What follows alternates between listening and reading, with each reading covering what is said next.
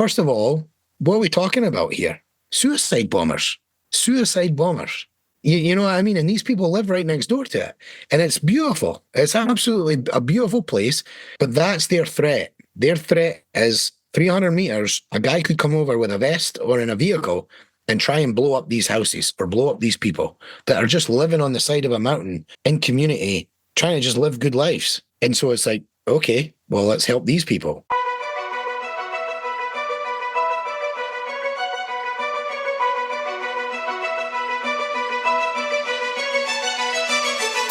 What a treat to have you back, Mark Turner, founder of the Overwatch Foundation, high-level jiu-jitsu black belt, and just all-around great guy. So it's always such a pleasure when we connect, Mark, and I've been looking forward to this for a long time.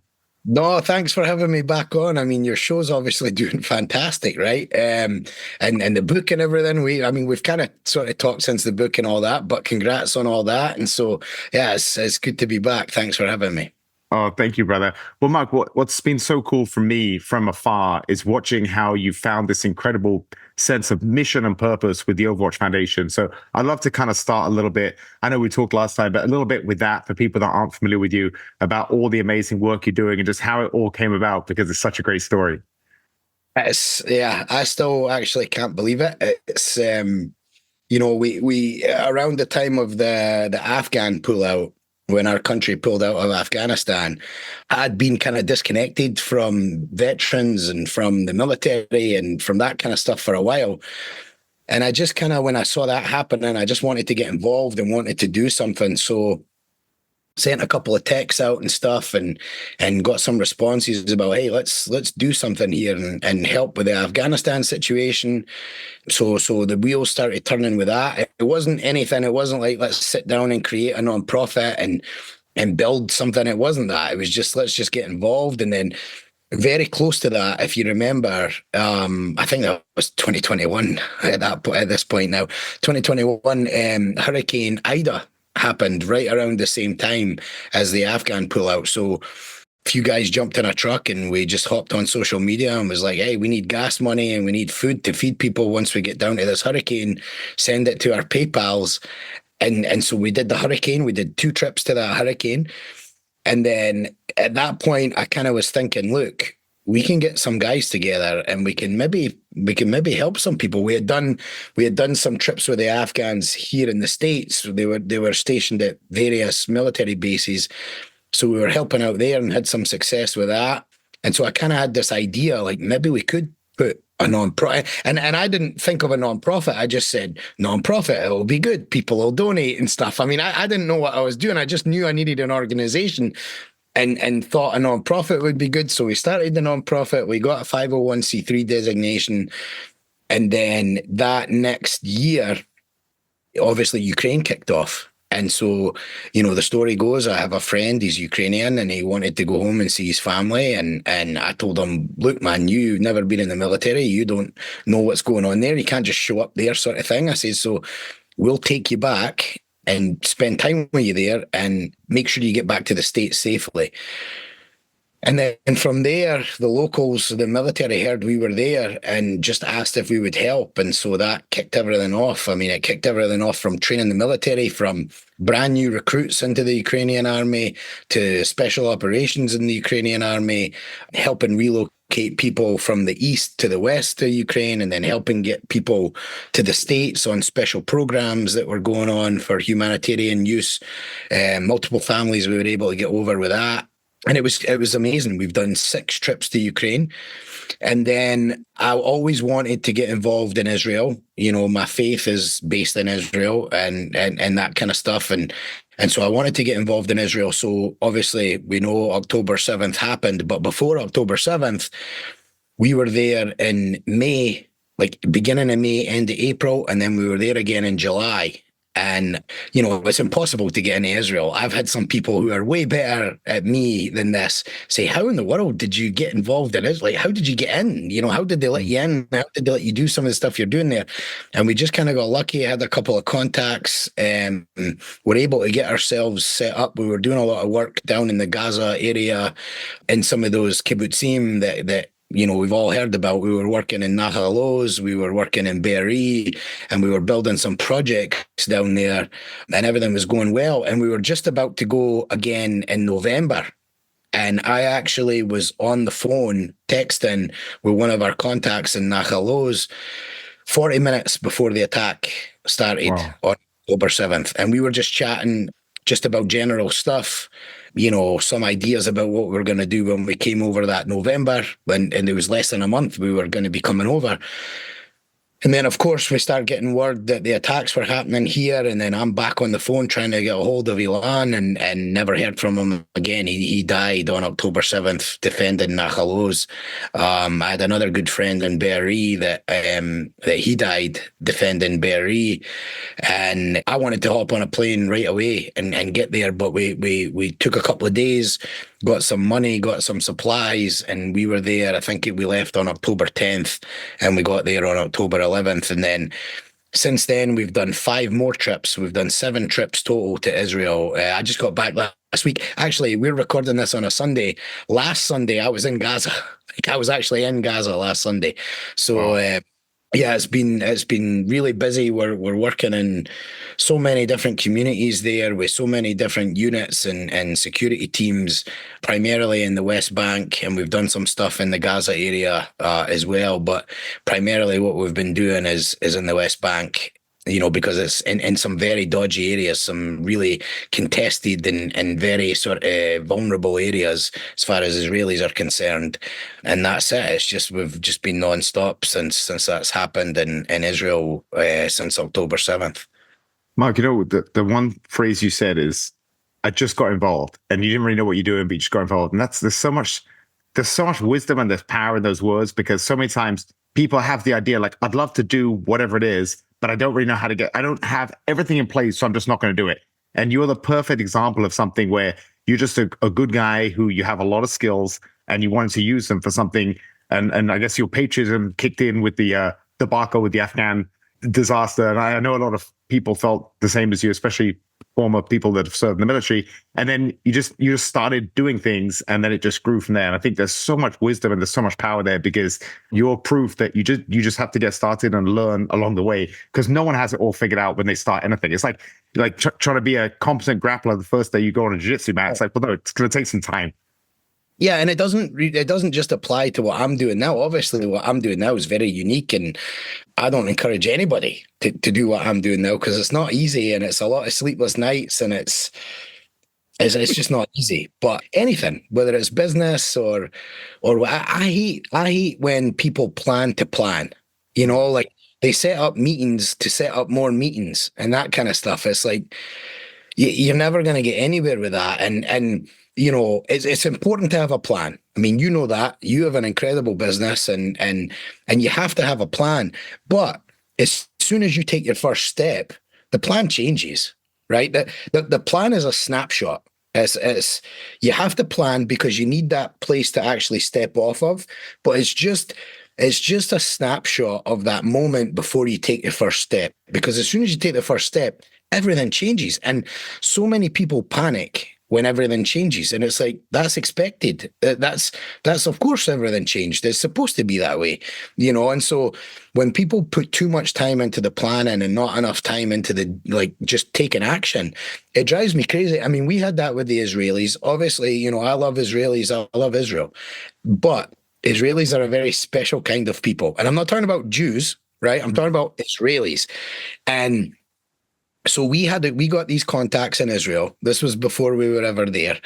And I said, oh, this is great. Let's get on Zoom and let's chat with this team and chat with these guys and kind of explain a little bit about what we want to do and how we want to do it and get the ball rolling, right? So we had the first call. And of course, who am I to them? They don't know me.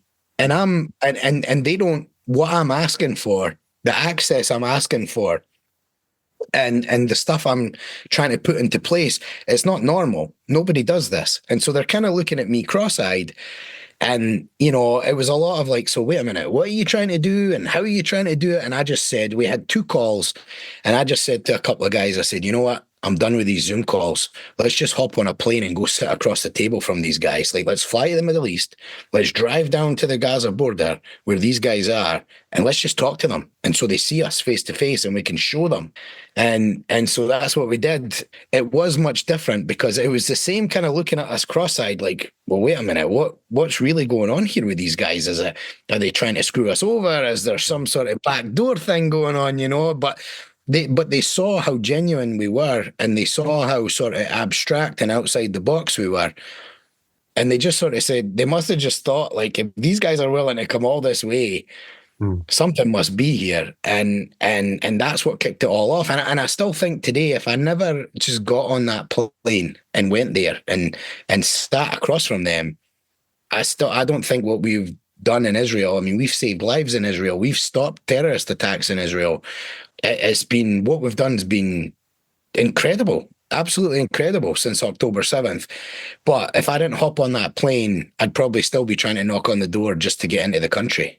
Can I ask you, Mark? So I was actually talking to a good friend of mine, and my religious history is a bit vague.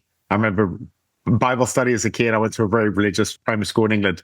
And he was saying, he was like, some of the Middle Eastern conflicts is, I mean, it's thousands of years old. People say it's 100 years old, but it's hundreds, if not thousands of years old. Do you, like, I guess it's kind of an abstract question, Mark, but you're focused on saving lives, like at the very granular level, right? Like you're there in person. Like, you know, I say, if you stop one terrorist attack, you've saved, you know, X amount of lives right there. But do you have any thoughts on, like, is there an end goal there? Or like, it's so hard for me to imagine that you can try and, that there will be some type of solution. Is it going to be kind of the same with the Russian-Ukraine conflict? It just seems like for people, it's so, when you read headlines and you have political people talking about it, they have such just an uneducated surface level view. You know, Putin's bad, he invaded Ukraine. And then the Russians say, no, these are ancestral land. You know, they have their narrative, but they're such complicated situations. So I'll give you an example. My sister-in-law is half Ukrainian, half Russian. And so she says, it's such a complicated scenario. So I cry all the time because I see both sides and it's just so nuanced and so complicated. And I just wonder with this, are you like, you've got a family, you have a great life, and you're risking your life to help people. That's one of the reasons I admire you so much. But are you optimistic for like some resolution for both these areas? You've been so many times to both places. So yeah, so it's very, on the Israel thing, it's very controversial. And I'll say my side of it. And Mark, listen, your side of it is a real educated side. You've been there 7 times. So that's one of the reasons I was so excited to talk to you. I have 2 perspectives on it. I have my personal Mark Turner side, and then I have the historical side, right? And some of those do cross over, but like personally, right? Like I practice the Jewish faith. I'm a Zionist, right? Now, I know many people, they hear that Z word and they think all kinds of crazy stuff, especially where we're from in the UK. You say the word Zionist and you know, it's like Hollywood couldn't even dream up what some people think the word Zionist. But really, all a Zionist is anybody that believes that the Jewish people have an ancestral tie to the land of Israel, where their God, the God of Israel, the God of the Bible, placed his name for all time, and that if they are able and they want to move to Israel and live, they should be able to do so. That's all a Zionist is somebody that believes that, right? So I certainly am that, because there's historical, anecdotal, archaeological proof that there were people of the God of Israel in that land for thousands upon thousands of years. It's not even, it can't be disputed. Now, I know there are groups that do dispute it, but it's absolutely crazy, right? I mean, it's you could spend 2 minutes in Israel and realize that there were people who worshiped the God of Israel, the God of the Bible, in that land for thousands of years, right? So that's my like personal perspective on it, right? And so you could say, well, he's biased, he's in there because of, you know, his religious beliefs and all this kind of stuff. That's true. But I'll tell you this as well. I have seen many Palestinians say that they want all Israelis out of that land, right? From the river to the sea, all that garbage and all this kind of stuff. They want Jewish people annihilated, like wiped off the face of the earth, right? And we've seen this a lot more recently. Hamas, obviously, people are starting to learn a lot more about. Iran, people are starting to learn a lot more about. But I'll tell you this, I've been around a lot of Israelis, and I'm not talking about just Jews. I'm talking about secular Israelis, Israelis in general. I have not heard anybody, this is military, civilian, anybody that I've ever met in Israel that has said they want all the Arabs out of Israel. They just want peace. Right. They don't care that there's Arabs there. They just want those Arabs to be peaceful. They don't care that there's Palestinians there. They just want those Palestinians to be peaceful. They are all about sharing the land. Of course, if the people over there are terrorists, they want rid of them. So do I. I'm sure, I'm not speaking for you, but I'm sure you're not one terrorist running around anywhere in the world. But I've never once heard an Israeli, I swear it on our friendship, I've never heard an Israeli say they want all Arabs out of their country. It's just not. And so when you look at the dichotomy of the positions that both groups have, to me, it's not really difficult to pick a side, right? Pick a side's probably the wrong term, but like it's not difficult to pick a side. And when you hear some of the stuff that we see in the West of Israelis targeting, Arabs and Palestinians and their genocide and all this, I'll tell you what, the Palestinian population in Gaza alone and in the West Bank alone has increased every single year since the 1950s. So if it's genocide, the Israelis are the worst at genocide that's ever attempted it, right? Like they're terrible at it because it's just not working. So, you hear some of this stuff and it's almost to the point where it's so exaggerated, where I think maybe 20, 40 years ago, we would just dismiss it like those people are idiots or whatever. But nowadays, like it's growing legs. You know what I mean? Like somebody starts saying genocide or start saying this or start saying that, and next thing you know, 5 out of 10 people believe it, and it's like where in the world is this sort of thing coming from? But it is a very complicated situation. The Ukrainian thing is the same, right? Where they are essentially the same type of people. They're the same type of people, and a lot kind of happened with one group versus the other, and then borders were drawn, and now you have 2 separate countries. And is Vladimir Putin correct to just invade another sovereign country at the end of the day?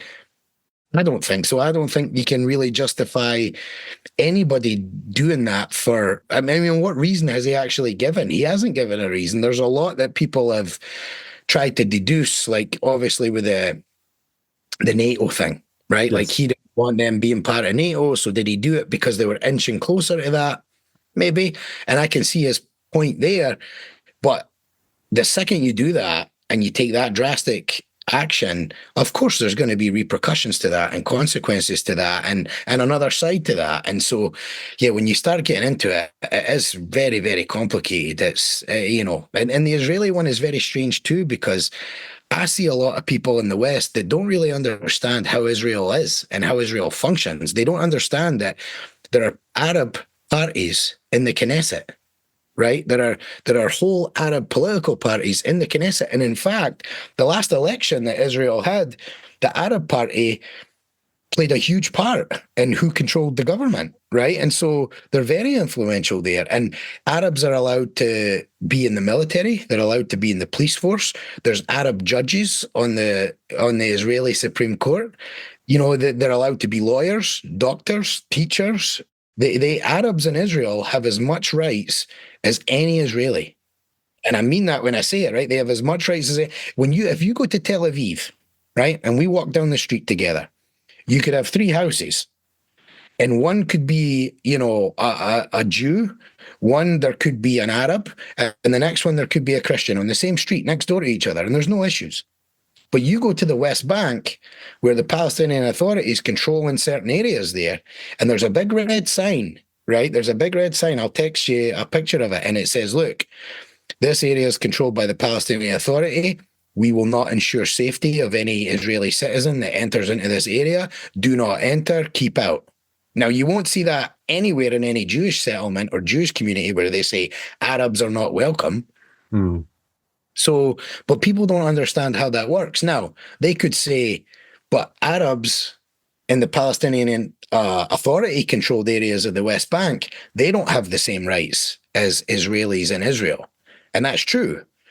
But whose fault is that? That's not controlled by Israel. That's controlled by the Palestinian Authority. That's controlled by these other groups. Hamas is influenced in those areas, but the Palestinian Authority controls those areas, and they devalue, Hamas and some of these other Islamic Jihad. They will devalue the currency. So a shekel in certain areas in the West Bank doesn't spend as well as it does in Israel or in other areas of the West Bank. And so, but people don't understand, like you mentioned, a lot of this nuance of, maybe there are some things that are not right, but why are they not right? And what's the division between some of these communities? I mean, there are Arab communities that I drive through and hang out in and go spend money in, but there are also Arab communities in Israel where I will not go in, because if I do, I could be killed.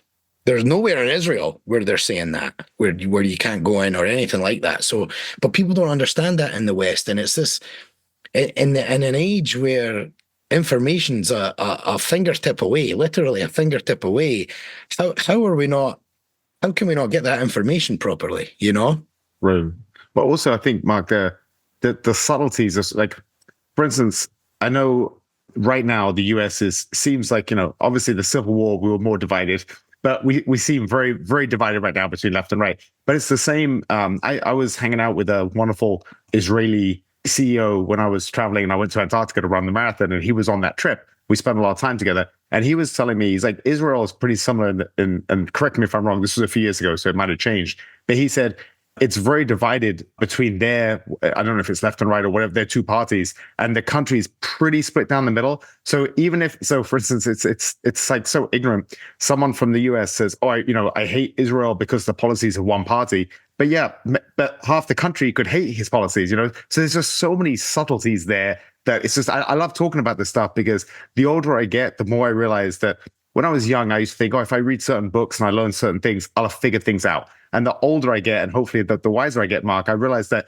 life is just endlessly complicated and nuanced. And the more I understand, the more I'm confused by. And I have questions, and that's why it's so wonderful to talk to you, because you're actually there. And right now, like you said, we have information at our fingertips, but it's all just so biased. I just don't believe any of it. That the headlines on CNN or the headlines on Fox News, they're not going to tell you the truth. They're going to push one narrative.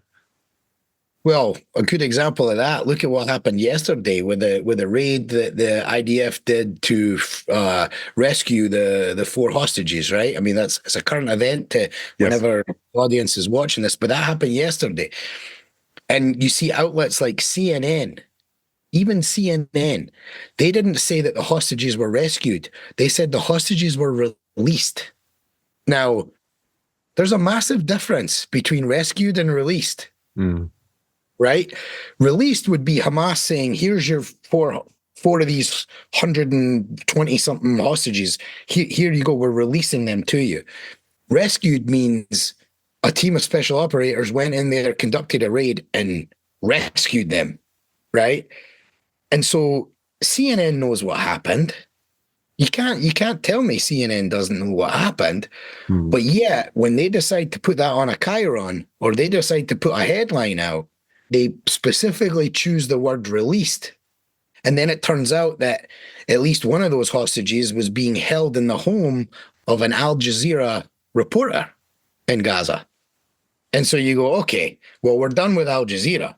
As much as, and I know in Britain where we're from, has a lean against, like, hey, Al Jazeera is a very good sort of third-party source that you can cross everything by.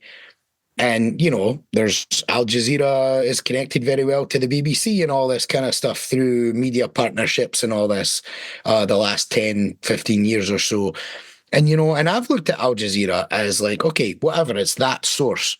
But look, how are you taking anything they say seriously now when one of their reporters and contributors was housing the hostages in their home? And it's like if you had a hostage in your home, It's just, you can't write this. Like, you can't make it up, you know. And so when stuff like that's coming out, and I mean, one thing that's good is this sort of stuff is being exposed quite often. Yes.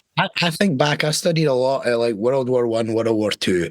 I studied a lot of Nazi Germany and Soviet Russia when I was younger, and I was fascinated by it.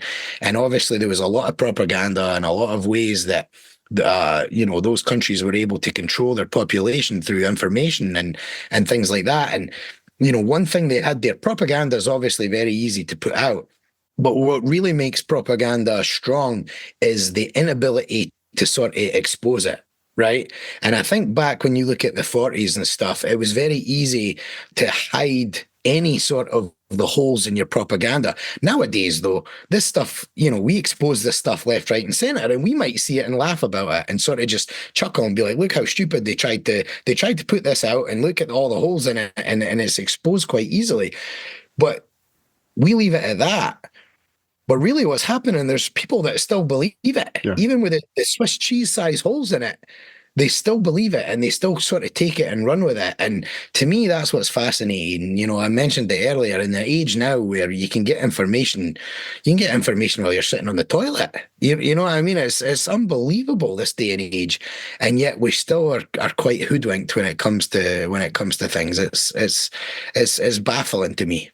But Mark, I really think that's because we have too much stuff coming at us, so we just don't take the time. Like you and I, we're trying to juggle jiu-jitsu, paying the bills, raising our family, and then of course you're risking your life in these areas. But other people are thinking about, you know, how am I going to deal with inflation? What's going on with the election? I can't trust the news. Like, which story do I follow? Do I follow this conflict or that? So they just don't take the time. So they will see that headline and they'll think, oh, the guy, they're being nice. They released 4 hostages. You know, it's that's nice. It seems like things are getting better without doing any more research or realizing how manipulative these headlines are. And I think I recently re-listened to the audiobook of George Orwell's 1984, and there's so much stuff in there that's kind of relevant today.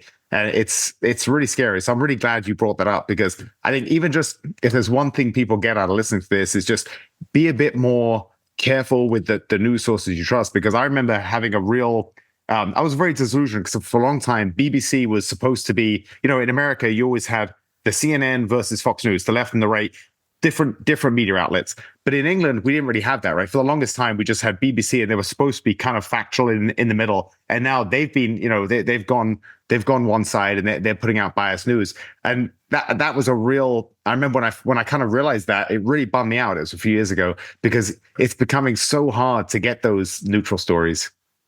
You know, I'll do you one better, right? And this is one that the American audience won't understand. So in the UK right now, especially Ireland and Scotland, there's a huge group of people that literally support Hamas, right? Like, they support the Palestinians. Look, I support the Palestinians. I don't want the Palestinians, and somebody's going to take that and make a clip, right? I support the Palestinians. I don't want Hamas.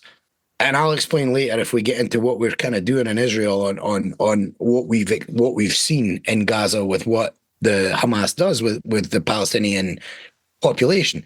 I don't want those people suffering.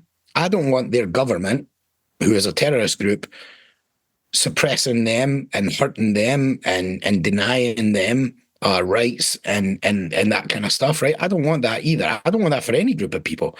Right. But Scotland and Ireland right now, there's a lot of people who just flat out support Hamas and the Palestinians no matter what. And here's what it stems back to, right? You won't believe this. You'll understand it. People won't believe it, and they'll go, there's no way. So years ago, in the Champions League qualifiers, football, soccer, right? Celtic, the Irish Catholic team in Scotland, big team, right? Celtic's a big team. They played an Israeli team in the Champions League qualifiers, and they beat them, right? But of course, as you do, who are we playing? Right. Well, what don't they like? So then everyone at Celtic Park, all the Celtic supporters, start flying Palestinian flags and supporting Hamas and the Palestinians. Some of them took a little bit more we'll say, logical approach and found some similarities in the plight of the Palestinians versus Israelis in conjunction or in connection to the IRA's position against Britain. But it became because of football. Wow. That these people just joined supporting this terrorist group because it was the opposing team's enemy. It was the Israeli. I think they played Hapoel Tel Aviv in the Champions League qualifier. Who cares? But the fans jumped to that, and since then it's been a staple. And you've obviously recently you've even seen Ireland's thing where they all of a sudden recognize Palestine as a country. I mean, draw me the borders, I guess. Like, I'm interested to see where I always tell people, and it's been controversial, I always say there's no such place as Palestine, because there isn't. And if you think there is, show me on a map, right? I'm not saying that if you want to say two-state solution, whatever, that's a topic for another day. But right now, there's no such place as Palestine, right? There's Palestinian people, and they live in the land of Israel, and they have areas of the West Bank, and they have Gaza.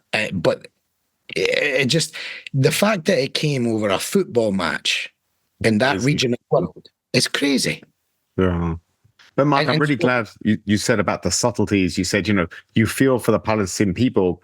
It's not the Palestinian people, it's the terrorist leadership of Hamas that has them under the thumb, and they're stuck there. You feel for them because they don't really have much of a way to get out of the mess they're in, right? They're controlled by a very extreme terrorist force. So let me tell you this. We went into this place, Nahal Oz. It's one of the most beautiful places I've ever been to. It's right on the Gaza border. The people, it's a kibbutz, right? So it's like a little communist kind of enclave. They all work for each other. They have one like big cafeteria they all can eat in, and they all just support each other, right? They all take care of each other. I always say, look, communism doesn't work, but communism works in my household, right? Yes, exactly. Like, the only place communism works is in your household. But I do believe, after seeing it, this little kind of these little enclaves that are along the Gaza border, these kibbutzes, it does kind of work there, because it's literally everybody. It's a very small group, and they're all taking care of each other, and it's amazing. But the place is beautiful, right? I was sitting, and we were meeting with a guy who's the equivalent of like the mayor, and I said, look, I've got to go to the bathroom, right? It's a long drive down here. I'm drinking lots of water. It's hot outside. Need to use the bathroom. So I'm standing there in the bathroom. I look out the window, and there's 3 beautiful green and blue parrots right outside the window. It's like, where else can you be taking a pee? And you look out the window and you see, this kind of beauty, right? So great place. And I'm talking to this guy. This guy, he's like the equivalent of the mayor. And he says to me, it's very agricultural. They grow all kinds of stuff there, mangoes and all the fruits you can think of, and sunflowers and all kinds of wheat and barley and all this. And he says, look, here's what we're doing. We have a project where we're bringing Palestinians on special paperwork to come and work in Israel in our fields. And I said, okay, tell me more about this, right? Number one, of course, you can pay them less than he could an Israeli worker. But I says, well, how much are you paying them? And he tells me. And then I realize, after talking to him, he pays them 30 times more, 30 times more than they can make doing anything in Gaza, right?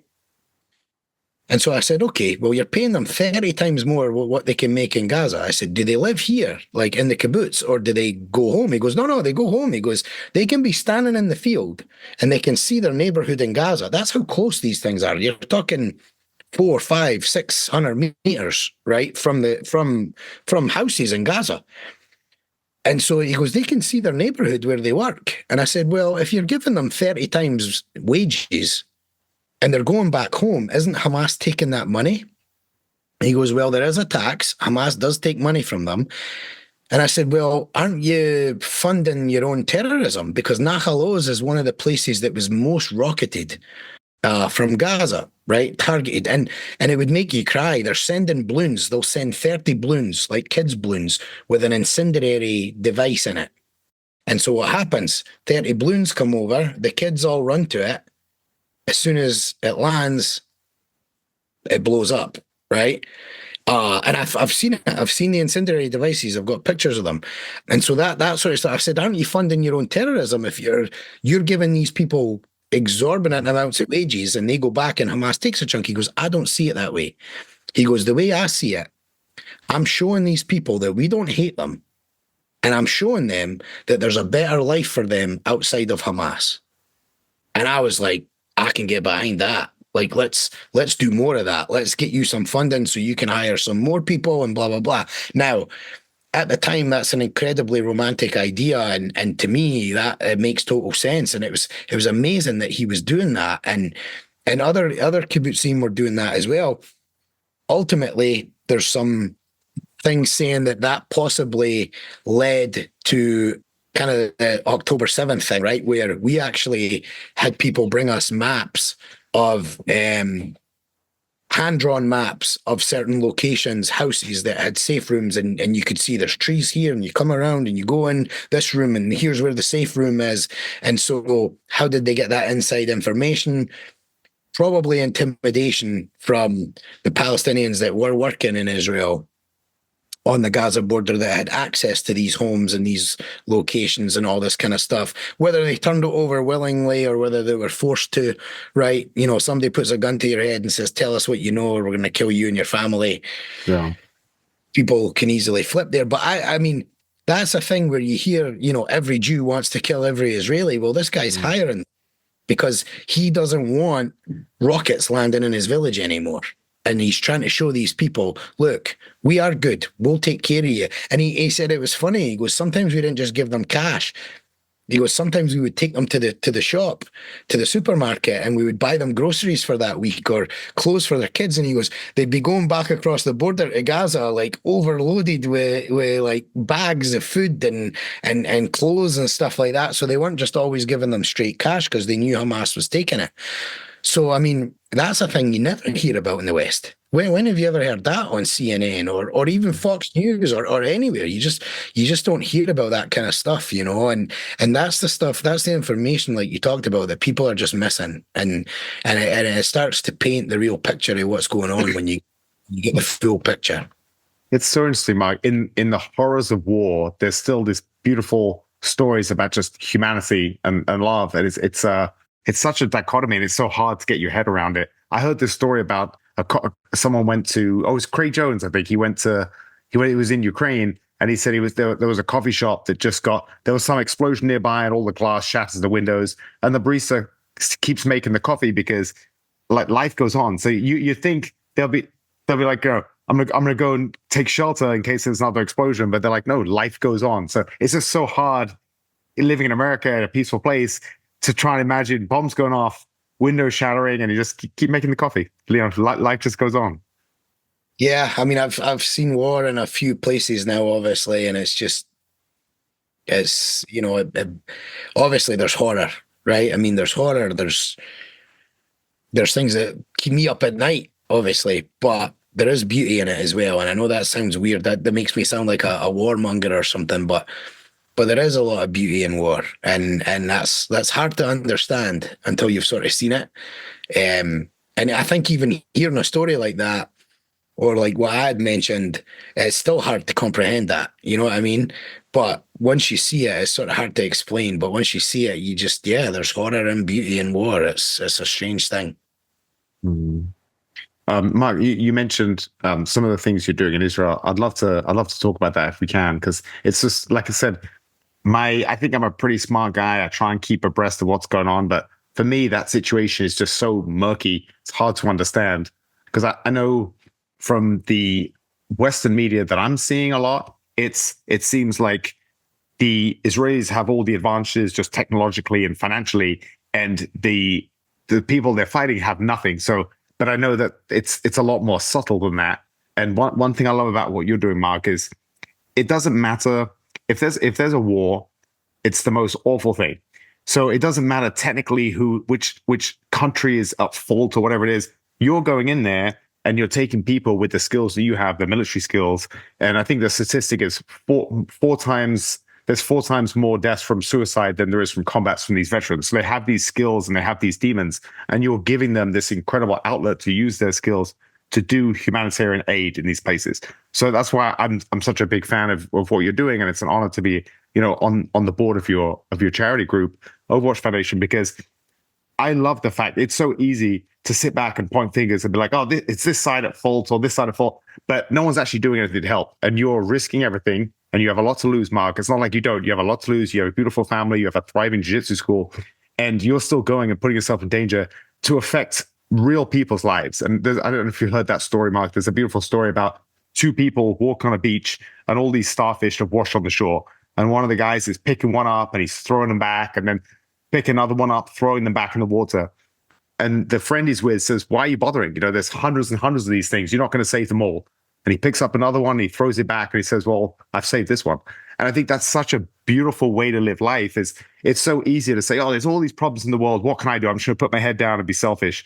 And the way you live your life and what Overwatch Foundation is doing is you're saying, no, I'm going to go to the most extreme places in the world, and I'm going to save real lives. And I think there's so much inspiration that I find in that, but also it's just it's a good reminder for people that there's a lovely saying, something about it's not don't judge me on what I say, judge me on what I do. And most people don't do anything, but they have opinions on everything.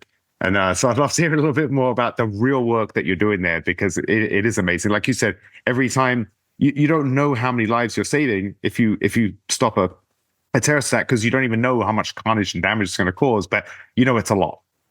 Yeah, it's tough. So when October 7th happened, obviously I had two friends that got killed. Oh, by the way, because I know we've been going on here for how long have we been recording? Can you see? 45 minutes. 45 minutes, right? And people have seen me drinking whiskey, and I know there's people in the audience going, "What's he drinking?" Right? It's Lefroy. It's I drink whiskey. I'm Scottish, right? So a bear peas in the woods. I drink whiskey. It's just kind of how it goes. And I love Islay peated whiskies. I like all the regions of Scotland, the different whiskies, but peated whiskey is just a beautiful thing. So it's Lefroy 10, if you're wondering at home. So that'll save people from asking in the comments or whatever. Beautiful. Right? So yeah, so October 7th happens.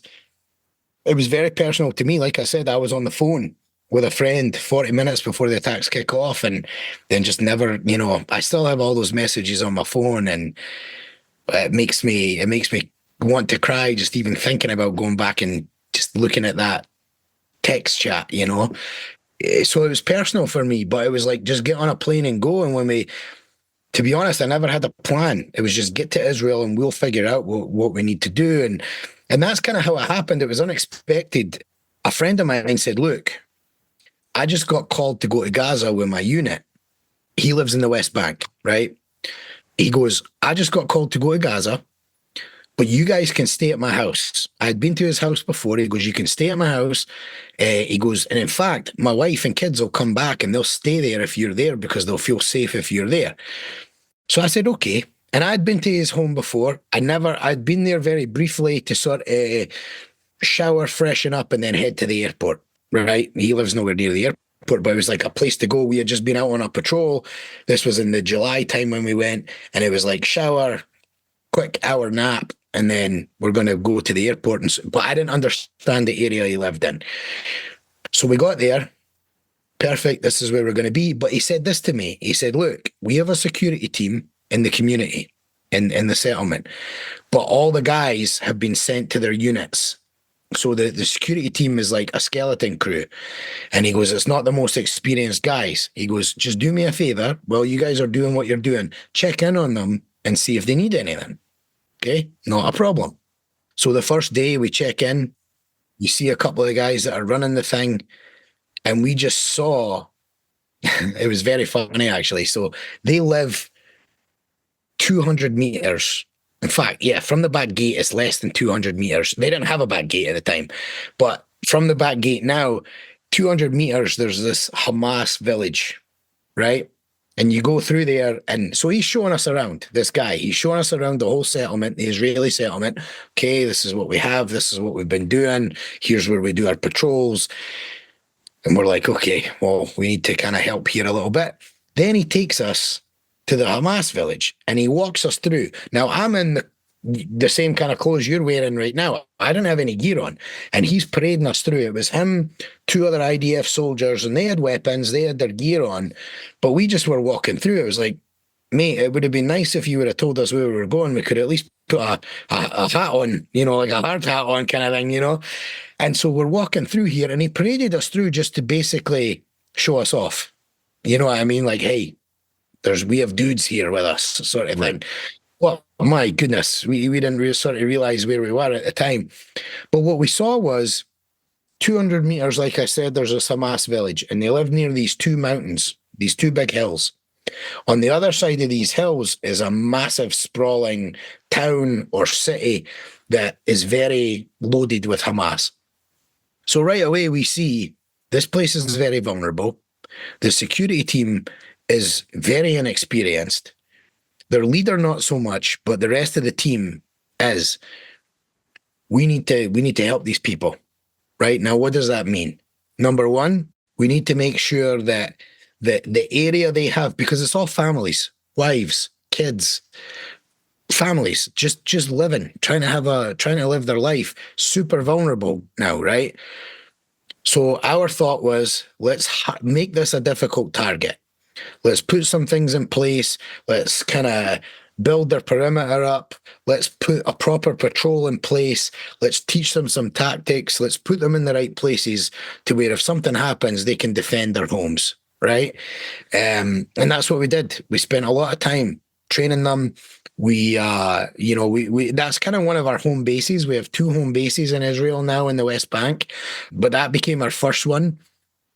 There's an amazing story that came out of it after now the seventh trip. You know, we did things where we took special cameras and we were able to put cameras in locations that would be very beneficial to the Israeli settlement. Early warning devices, these kind of things. Obviously, I'm not going to tell how all the sausage is made on some of that stuff, but we were able to do some very unconventional, unorthodox type stuff to help secure them. You need a back gate, you need to put barbed wire here. We did a lot of stuff using the IR spectrum, the IR light spectrum, to be able to help them protect themselves at night, get them some tools and some equipment that they'd be able to really sort of be able to defend themselves at such a high level that it would make them a very difficult target, and give them all the training along with that. And I think it was after the fifth or sixth trip, there was two terrorists that normally they would have been the easiest target. They're the closest thing to both of these Hamas locations that you could have attacked them. And I have no problem saying this on the podcast. If 20 guys came around, they could have wiped out that whole place. It could have been another October 7th on a small scale within that community. And they were the easiest target. But what happened was, because we had helped make that such a difficult target, the two terrorists went out into the open desert. So they were sort of like forced out into the open Judean desert to go around that settlement to target two settlements south and east of that settlement. And they got caught in the open desert, and they got caught alive.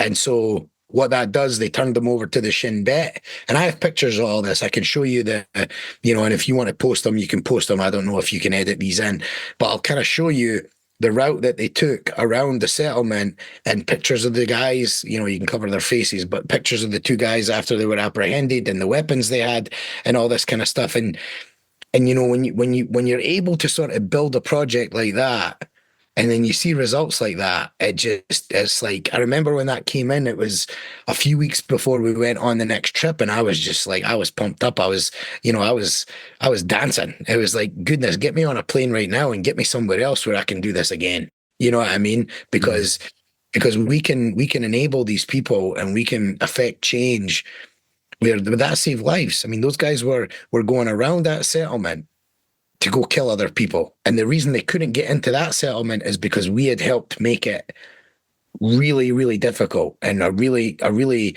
hard target. You know what I mean? Like, make it very difficult to attack that settlement, where if that would have happened 6 months ago, they could have went in there and killed a lot of people. And again, That stuff doesn't get on the news. I could show you where we live in Israel, and I'm not joking. You go outside onto the front porch, or you go up on the roof, and the views, Lawrence, of the Judean desert, the views looking over the Dead Sea into Jordan. It's unmatched, right? It's incredibly beautiful. It's one of the most beautiful places on earth. But every single day, they have to put steel shutters over every window and every door to go to bed at night, because Palestinians will find an open window and come in and just kill people. And they don't care if they get killed doing it. You know why? Because the Palestinian Authority will pay their family for the rest of their lives. Wow. And so, you just think, like, you live in an incredible place now, right? Imagine waking up every morning and not being able to look out your window and see the views that you have, because you have to have steel shutters there, because overnight somebody could come in and break into your house and kill you and your family. It's, and you're thinking, like, you never get to see the sunrise with that view unless you go outside. You can't just wake up in your bedroom and look outside and see that. And that's a small thing, but really it isn't, right? I mean, I don't live in a place right now where I have to put steel shutters down, and I don't have a safe room in my house where I have to have a bomb-proof, entry-proof room in my when I live at my friend's house. I sleep in the bomb shelter, not because I'm scared. It's just because it's an empty room and I can sleep there. You know what I mean? And I snore, so it's like they stick me in the bomb shelter. What? You don't have a bomb shelter in your house, do you? No. Every house in the West Bank, every Israeli house in the West Bank has a bomb shelter or a safe room or both, because they have to. I love that story about what you did by fortifying that area and cause the guys to get caught, because it's these are such good reminders. You forget I don't know other people, but when I think about military conflict, I'm thinking it's fighting men killing other fighting men, but it's not like what you said. They're going to go in. It's going to be women and children. You and I are both family men, and it's such a sad reality of war that when it comes to, or just terrorism in general, terrorism is always killing innocent people. They think it's going to try and push a cause, but it's like you're fighting the wrong battle here. It's just it just blows my mind that there was so much backlash after October the 7th. When you think about how many, like the people that were killed are just young, innocent kids. People forget, I guess. It's really good to be reminded of that, for me anyway, because I forget too. And it's just the casualties of terrorism, innocent women and children, as well as some men too. But it's just such a good reminder. It's very powerful. Yeah, and that's why now, like, our mission in Israel, it's in the West Bank primarily. We are doing some stuff down on the Gaza border. Obviously, that's a very contentious place at the moment. But in the West Bank, we found a niche where we go to vulnerable areas and we help them protect themselves better.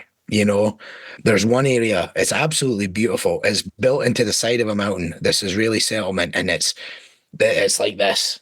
I mean, I couldn't imagine living at the bottom of it, right? And having to get up there and just going up and down that mountain in a car is stressful, but it's beautiful. But 300 meters from the bottom of their kind of line, there's a huge place.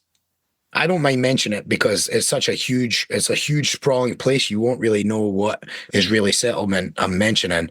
The place is called Sharif, and it's known for the recruitment, the training, and the deploying of suicide bombers.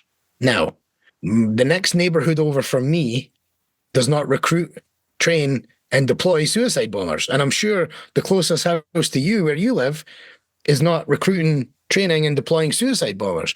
But for these people, that's where they live next to. And to pretend, first of all, what are we talking about here? Suicide bombers. Suicide bombers. You know what I mean? And these people live right next door to it. And it's beautiful. It's absolutely a beautiful place. But that's their threat. Their threat is 300 meters. A guy could come over with a vest or in a vehicle and try and blow up these houses or blow up these people that are just living on the side of a mountain in community, trying to just live good lives. And so it's like, okay, well, let's help these people. I mean, we're working in 11 different communities, 11 different units, 11 different security teams that we're working with in settlements. And it's funny, we started in that one, and then someone else found out about us and said, would the guys want to come up here and help us?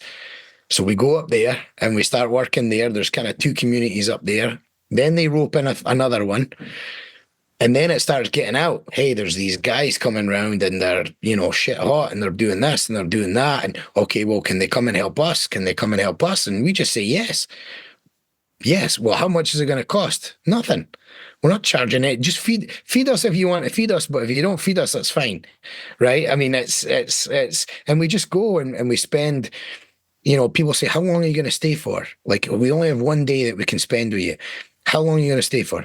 We'll show up at 6 a.m. and we'll leave when you kick us out. Like, I have no place else to be. I'm in Israel, right? I mean, you might as well use us when we're here. And our days there are very long, 20, sometimes 20 plus hours. We're sleeping 2-3 hours a night. Sometimes we're training or we're working in a place all day, and then we go do our own sort of security patrols at night to see areas that we can strengthen or to, we do a lot of pushing into areas that maybe we shouldn't be, but it's to get early warning devices in place and to put cameras in certain areas that we can feed to the Israelis so I mean, it's long days, long nights. We're getting a couple of hours sleep here and there. We're living off of Red Bull and hummus, and we're just doing everything we can, and we'll pack it into 7, 8, 10 days and get home. And it's funny because the military guys were taking, they're like, we've been here 8 days. To get the amount of work in that we've done in 8 days here, to do that in the military would take 3 months. Oh. You know what I mean? Just because we don't have time. We don't have time for any bullshit. We don't have time for the word no. We don't have time for anything. We need to get this work done. Tomorrow we're going to be here. Right now we have to go do this. And then after that, we're going to go do this here. And it's just nonstop the whole time. By the time we're at that airport, when we're leaving, we're zombies. You know what I mean? It's just, we just try and pack in as much as we can. And it's very tough, but it's working. It's working, and we're going to keep doing it. That's amazing. You don't have all the bureaucracy that they have in the military. You're a small team that just everything, that synergy between you guys, and you just get so much done in such a short time. It's incredible. It's so funny as well, because people say, well, are you guys connect? We do have a lot of connections, but they say, well, who gave you permission to go do this? Did your connection at the whatever ministry or that give you permission to go do that? No, we just go do it. And you know what happens because if we ask for permission, then it gets tied up in this and yes. all this bureaucracy. We just go, we just get it done. And then when we see that they see that we've done it, they go, oh, all right. Yeah, that's good. Thank you. You know what I mean? It's like, we're not doing anything. We're not doing anything crazy. We're not cowboys. Everything we do is very well planned out. As safety is in mind, and we're not reckless with what we're doing. But at the same time, no just doesn't exist. You know what I mean? So, Mark, what's it like when you get back? You have the emotions of just going from, this being in an area with so much, scary stuff going on. You even if you don't see it, it's happened or happening around there. Then you go home. You're with your family. You're in Naperville. You're probably physically exhausted. You must have a real come down. But I know when I get exhausted, my mind isn't in the best place. That's when I kind of have negative thoughts and things.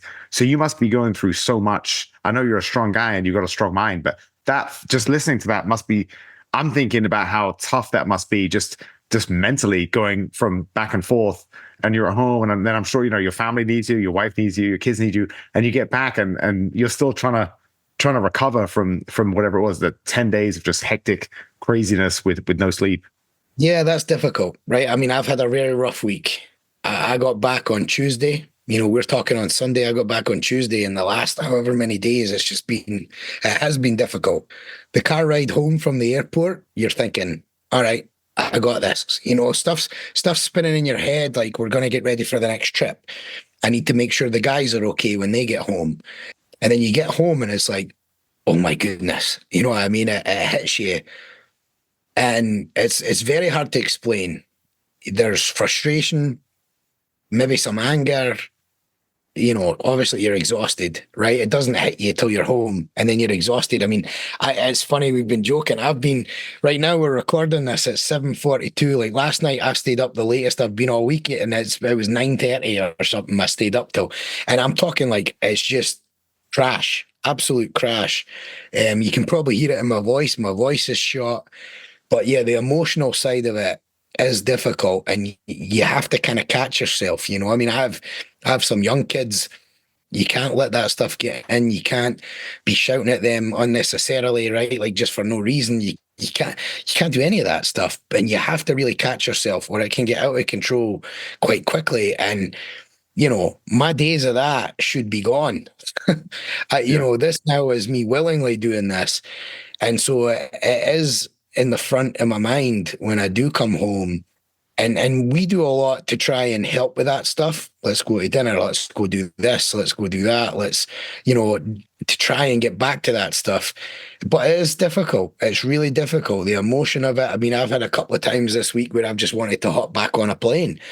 It is a weird thing. I've had things where I've had to sort of internalize being frustrated about things maybe I shouldn't have been frustrated about. It's kind of all those things that happen on a long 7 or 9 month deployment get squeezed into something, and it's real, and people see what we do, and you hear some of the cool stories, us sneaking around on night vision in the West Bank and doing this and doing that and training with these guys and making this sort of stuff. Those stories sound great. They sound like they should be in a book or in a movie and whatever. Maybe they should. To us, it's just part of what we do to help people. But people don't want to talk about and don't want the peace when you have to come home and have to, quickly decompress or try and decompress and then figure out the rest of your week. And right away, it's like, okay, groceries or this, or we have to go do that. And you're like, this just is not important.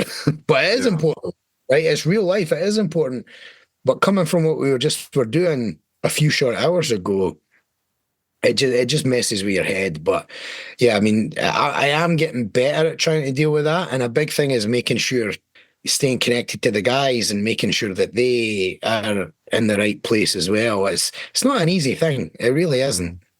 No, it's just I can only imagine, because on a very small level, like I would compare it to when I would do these weekend trips where I'd fly to California, I'll do a jiu-jitsu tournament on Saturday, maybe weight in absolute division. The next day I'd run a half marathon. I would come home and I'd wake up Monday morning, feel like I've been hit by a truck. I'm exhausted. And that's nothing compared to what you're doing. But I always found when I'm physically tired, my mind goes to dark places. So that's like kudos to you for dealing with it. Mark, do you have a beautiful family. I know your daughter had some health problems before, right? She's okay now. I can only imagine as a parent how tough that was for you. Are you different when you're with them, having like just 14 times between Ukraine and Israel, like all the trips and all the things you've seen? Do you think it's changed the way you are when you're at home? Like, are you more present? Are you more thankful? Are you more emotional? Like, how's that been? Yeah, I mean, we've done 21 trips total now. Wow. I can't even believe that, right? 21 trips to various countries and events and things like that. But yeah, I mean, look, it's, my kids are obviously massively important to me. Obviously the stuff that happened with Olivia having a brain tumor and all that it's just tough, so I am learning to realize that some stuff's just not important. Yeah, you know what I mean? It's just not important. And that's why I love, obviously we're friends, but I love following you on social media because you're constantly posting about your family. I try and leave I leave my family off of social media. Just because there's no reason. I don't think everybody should. Number one, you brighten my day by seeing your family on social media. So like, it's great that you do that, right? But for me, I just kind of leave them off. I'll post about Olivia every once in a while, just because that's kind of a public story. I've told that story before, and people ask about her, and I appreciate that. And so I'll give sort of wee updates on her. But like when I see you post, it just makes me really happy. Like, because I see how busy you are and everything that you have going on. And it's like, yeah, but look, he's doing the family thing. And it's like, okay, so I need to be like that as well. And then I have some other friends that are the same way, and you just sort of learn, and maybe it is because I'm older or because I have sort of unique experiences, I guess. We all have unique experiences, but I have my own unique experiences. You just sort of realize, like, it is very important. The family, the kids, and all that sort of stuff. It's incredibly important. And I think some people they put like putting their job first. Mm. Like, you work for a corporation or even your own business. Come on. You just can't do it. You can't put that first anymore, and I think we've probably both had times where maybe we have put our jobs or businesses or whatever first, and maybe we got success out of that. But that probably still wasn't the best decision, knowing what we know now. And maybe you just need life experience to learn some of those lessons. Because I have a lot of, we're the same age. I have friends the same age, and it's like we're all learning this lesson together, I think. Yes. And maybe it's just a life thing or an experience thing. But I mean, if you're younger now and you're watching this, I'm sure you'll echo what I'm saying is take the mind off of whatever it is you're doing and keep it on the family, keep it on the kids, keep it on the home, and do your best there. And regardless of your situation, could be a divorce, it could be this, it could be that, still focus on the kids, focus on your family, build these things up, because that's what's important. If you lost your job, if you left your job today, they'd replace you in a week. You know what I mean? Like, it's not that important. You can find, and you having the skills you have, regardless of who you are, you can find another job, or you could find the same job at another company. You know what I mean? And so sometimes I think we put so much focus on things that are not important. There's that thing, I've seen it, a couple of different memes, and it's that story. I'll get it wrong, but it says where the boy sort of asks his father, "How much do you get paid at work an hour or whatever?" And so he tells him, and so the wee boy saves up all his money so that he can buy an hour of his dad's time. And it's like, I never, that kicks you right between the legs. It's like, I never want that. I never want, my kids to save up pocket money so they can buy an hour of my time. That's ridiculous. But there's many people, and they're not doing it willingly. They're not arseholes that are sort of just like, I don't care about my, stuff at home. It's just you get caught up. You get caught up in daily life. You get caught up in business. I think about it now, and I see a lot of friends. I'm not knocking anybody that does this, but guys that go out and play golf a couple of times a week. So you're out there for 4 hours, a couple of times a week, right? Is it really, is that really worth it? Now, maybe it is. Maybe maybe you're a police officer and you go golfing is how you decompress so that you can go back to your family and spend the time. That's golf well spent, I guess, right? But if it's not that, and you're just going for some time with the boys, I mean, time with the family is better than time with the boys. I love my friends, but I'd much rather spend time with my family than with my friends. And it never used to be like that. I loved going out with the guys and doing this stuff. So I think I've learned, seeing some of the stuff I've seen, that's helped me put that in perspective. And I think other people find it other ways. But if you're not there yet, get there as quick as possible. You know what I mean? I don't care if you DM me and you tell me your situation, and I'll smack you upside the head. I'll do whatever I can. But I think that's the key. I think that's the key to happiness. And I know you've obviously put a lot of focus on your family, especially the last few years and all this, getting your living situation correct and, your business and all that. And you're one of the happiest people I know. So it's the way it works. Thank you. And I love that meme, that story. I remember reading it and getting, it really touched me, because I know there's times where I'll get home and he's at that age now at 3.5 where he just wants to be with his dad now. Before it was all about his mom. And now he really craves me. And I catch myself sometimes like, hang on, buddy, I just got to send this one email. I'm like, no, the email can wait. He's much more important. And it is tough, especially with driven, you and I are both jiu-jitsu black belts and we have that type A personality. And you're so driven with success. I think a lot of people that put their work before their kids, they don't mean to, but it's just like, I got to get this done in the back of their mind. They think I'm going to make more money, but the kid doesn't want you to buy him things and not give you his time. He wants your kids want us to be there, to be present. And with all the distractions and social media, it's hard. But I'm so glad you said that, because it's such a good reminder for everybody. Is the thing about the jobs too, Mark, just in the last few weeks, one of my wife's best friends and two of my good friends all lost their jobs from big corporations. And the crazy thing is all three of them did good work, worked hard, made a lot of money for their company, but they're disposable. So that's another good reminder, like you said, is these corporations don't care about you. They care about the bottom line. And we're living through an area where all these big, so many companies are doing these big layoffs, and it's not personal, but if you work before your family to a corporation doesn't care about you, it's probably not the best way to go through life. Yeah, it's like one of those things you mentioned it about the email as well, right? Or whatever. If you just say to your son, or like to my son, like 10 minutes. Well, what are you doing for 10 minutes that's more important?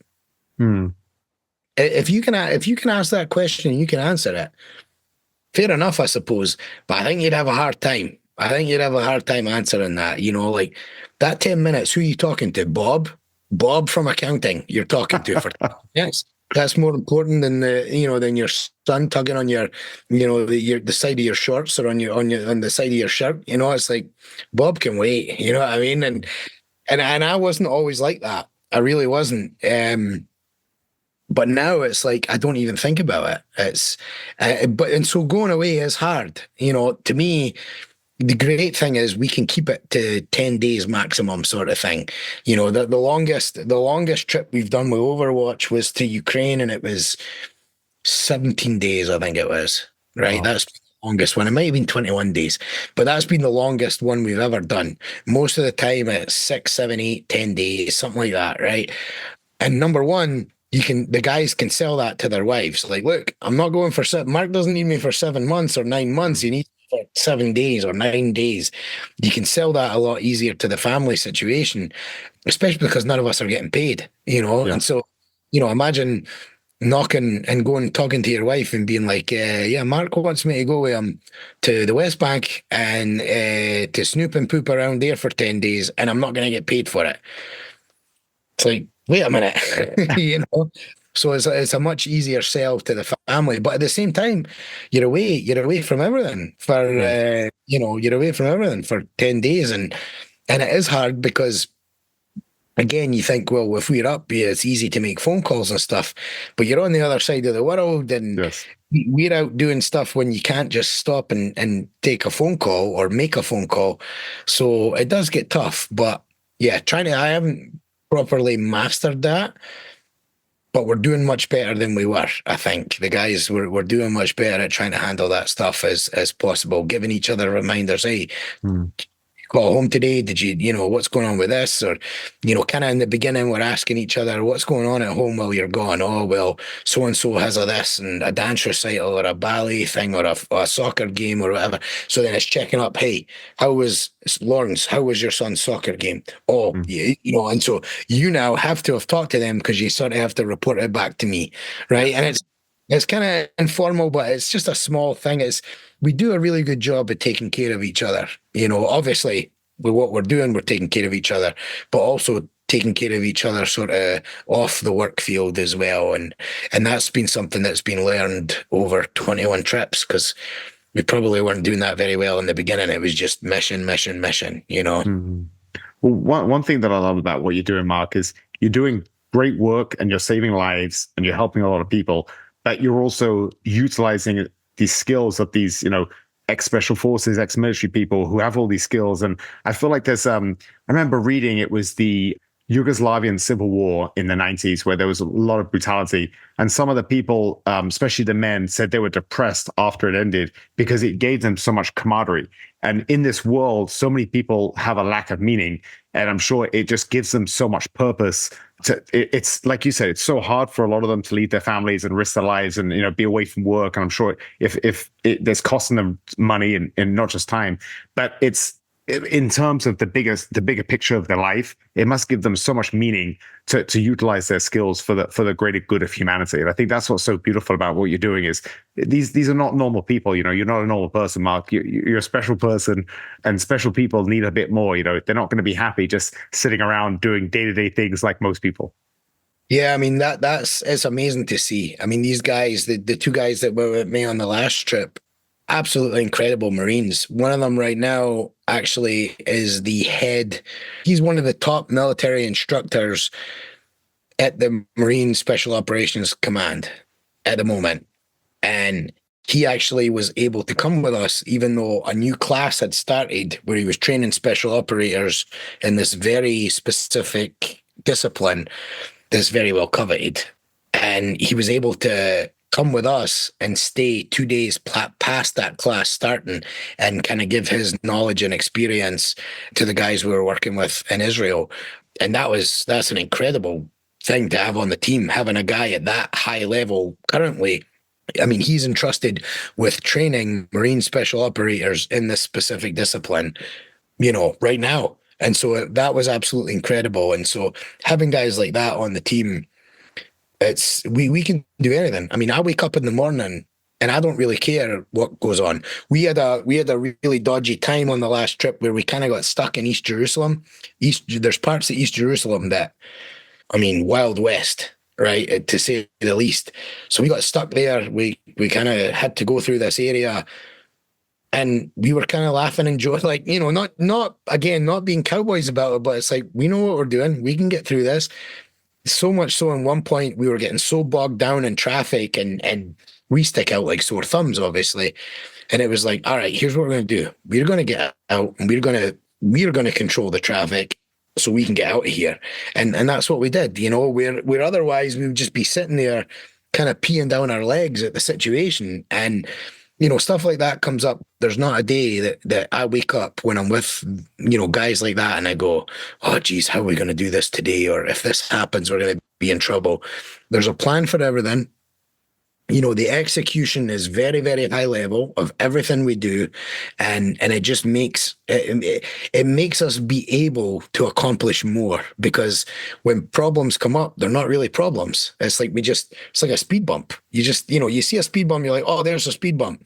You negotiate how you have to do, then you just carry on. You don't think again about that speed bump. And so that's kind of how it works. And we couldn't do that if we didn't have the caliber of guys that are on the team when we go and do these trips. So, and I can't do this myself. I mean, obviously I can't do this myself. I need these guys to help me. It's kind of like when you're training, you need, you need some guys that are below your level, you need some guys at your level, and you need some guys higher than your level for different things when you're training jiu-jitsu. And it's the same kind of thing when we're doing this. The only difference is, because of what we're doing and because of where we go, everybody needs to be trying to push each other to the next level. There's no kind of trying to step down. It's that constant lifting each other up all the time. And again, we haven't mastered everything yet, but we're definitely figuring this out with the experience we've had with 21 trips. So the work we're able to do it's always been rewarding.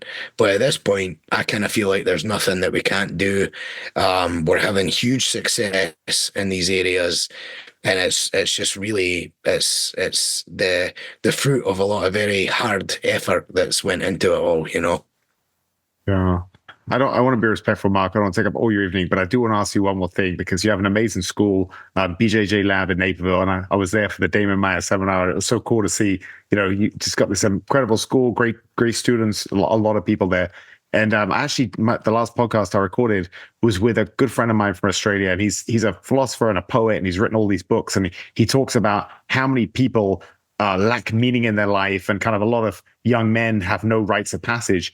And he said, one of the best things and the only things that I can think of is jiu-jitsu. It's just so good for people. It gives people so much. When I started doing jiu-jitsu, it was because I was a boxer who wanted to learn how to defend myself on the ground, because I wanted to fight MMA one day. It was purely for a sporting context. And now I'm older and hopefully a bit wiser. I realized that, man, the reasons I come to the mat over the last couple of decades, they've changed so many times. First it was just to protect myself against that. Then I got really into sport jiu-jitsu.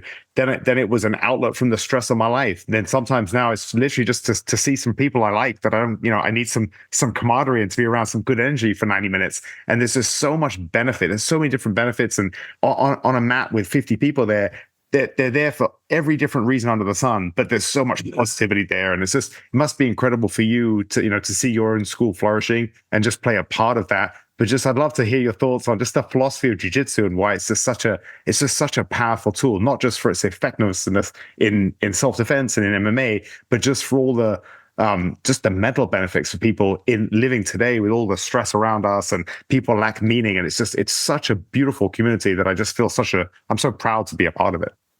Yeah, I'll say this. I've been around jiu-jitsu since 1997, Wow. right? It's a long time. You've been in a long time as well. So we've seen a lot. We've seen a lot of people come. We've seen some people go, but we've seen a lot in jiu-jitsu. And the thing to me is, I've never seen anything else in life change people's lives more than showing up with a gi and stepping on the mat and training a couple of days a week in jiu-jitsu. I've never seen it. People from all kinds of backgrounds, people with all kinds of stuff going on in their lives. And I've never seen any one thing change so many people's lives other than jiu-jitsu. And it's incredible. And all those things you just said, huge rewards out of that. But the one thing that's so cool about jiu-jitsu and so important about jiu-jitsu is the barrier for entry is minimal. You don't have to be in shape. You don't have to know what you're doing. You don't need a lot of money. You need some money, you have to pay. But there are places where you can, if you really just didn't have two beans to rub together, come see me, right? I mean, there are places that will help you. So it doesn't cost a lot of money. If you want to go get something out of a special military unit, there's a lot before you even can get there, kind of thing. Yes. Jiu-jitsu, the barrier to enter is very, very minimal. And when you get there, you won't understand the impact it could have on your life. And you probably won't understand that for a few years. But just show up, keep showing up. And what you can get out of jiu-jitsu, for whatever reason, you named off a bunch of different reasons.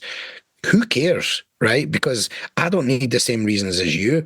You don't need the same reasons as the next guy. Just show up and you'll get stuff. I mean, look, we have a mutual friend, Stephanie. I just awarded her black belt.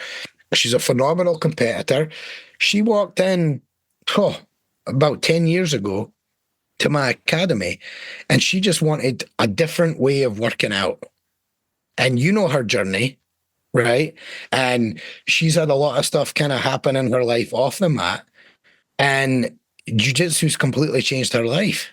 And she's I could tell 100 stories, you could tell 100 stories. And people just don't understand. And they think you have to be this big, strong, whatever, and you have to have this competitive this. And, I tell people, if you want to compete, compete. If you don't. It's not about competition. It's about jiu-jitsu. It's just about jiu-jitsu. It's about the culture, the language of jiu-jitsu, the movement of jiu-jitsu. It's just, and I always tell people this, and I think I may have mentioned this even the last time we spoke, but I say this all the time. I say, if you train jiu-jitsu 2 days a week, you will make more impactful decisions on the mat than you'll make for years in your life. I mean, we make decisions every day. What shirt we're going to wear, if we're going to go left or right when we're driving to a friend's house, what we're going to eat for dinner. Like, we make this, but those decisions don't matter. If you don't eat the burger, you'll eat the hot dog. Who cares, right? But in jiu-jitsu, even though you're not really going to break my arm, I still have to make a decision based on the fact that you're going to grab my arm and you will break it unless I tap, right? Mm. And so those are impactful decisions. You just get better at making decisions. So when it comes time, a regular person who doesn't train jiu-jitsu, who doesn't make impactful decisions, the first time a decision comes up for him and his family, and he has to be a big part in making that decision, now you're making a decision without experience of making decisions. You better hope you're going to, you think you're going to get that right. Where if you just have a thought process of constantly making impactful decisions, and you have a mechanism for doing that, and that comes through jiu-jitsu, next time it comes to making a decision about your mortgage or about this or about that, or it just becomes easier because you're used to making decisions that matter. And people don't understand that. And I think that's one of the things I've gotten the most out of jiu-jitsu, and I see other people get out of it, is you just become a better decision maker because, even though you can say it's not real, you're not really going to choke me unconscious. I mean, You will if I don't tap. You're not really going to break my arm or my leg. You will if I don't tap. And I don't want that anyway. And even if it's not about my leg breaking, I don't want Lawrence to beat me. So I'm going to make a decision to affect that, right? And so that's a massive thing. But if you're somebody listening to this who's looking for something, hey, I have room in my life where I feel I need something, or I'm struggling with something, just get on the mat, find a good academy. If you need help finding a good academy in your area, text one of us, send us a message on Instagram. We'll help you find somebody. Me and Lawrence know everybody at this point when it comes to jiu-jitsu anywhere, right? We know somebody in probably every city in this country that we can point you to. Get to an academy and just start training. You're going to be terrible. You're going to get killed. You're going to feel like, oh, this was a crazy decision that I've made just showing up to this place. But over time, you'll get more out of it than you could ever imagine. I mean, I couldn't imagine my life without jiu-jitsu. I'm sure that you're the same. Likewise. And man, what a you didn't mention that before, Mark, but what a beautiful thing. Jiu-jitsu makes you a better decision maker. And the older I get, the more I realize when you look back at your life, you realize there's a couple of key decisions has given me all the great things in my life. So if there's something that's going to help me make better decisions, like what a superpower. And that's a beautiful place to wrap it up. What a great endorsement from jiu-jitsu, from a great jiu-jitsu instructor who has an amazing school. If you're in the western suburbs of Chicago, definitely check out the BJJ Lab. And Mark, I'll put links to Overwatch if anyone's listening wants to support the amazing work you're doing, because it really is amazing. And we're going to talk off air, but I gotta have a big late summer charity event. I really want to try and raise some money to support what you're doing, because there's not too many people that I really do put on a pedestal and admire in many ways, but you're one of them, Mark, like really, because you have so much to lose and you still risk it all. And you go to these places to help save lives. And it's so beautiful. And in a world where everyone talks and tries to pretend to be this moral person, but does actually nothing, you're a doer. You're an old school real guy. It's really inspiring. And I know Nick and I talk a lot about you. We really, really do admire what you're doing a lot. And I know, numerous other people do. But just thank you for sharing some of the stuff you're doing and just, the reality of what's out there, because it's incredible to hear it, first person, saying what is actually happening. No, thank you for saying that. I mean, look, number one, I'm far from perfect. I'm not perfect at all in any way. I just think if I can do something to help somebody, why would I not? And that's really all it is. You know what I mean? It's, if I was sitting at home and some of the things I've been involved in, if I was sitting at home and I saw that on a TV screen and just went on with my day, knowing that I could do something to help, that would drive me crazy. And so I just hop on a plane. I just hop on a plane and I go and I try and help the best I can. And I take good people with me. And again, it's working. So we're going to keep doing it. But no, I appreciate everything you said. It's really not like that. I'm not glory hunting. I'm not. It's just, that's it. It's just, why would I not? Why would I not help when I can?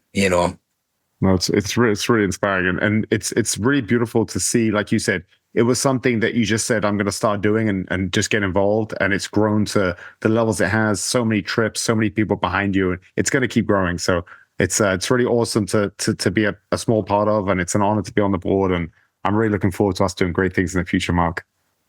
Thank you.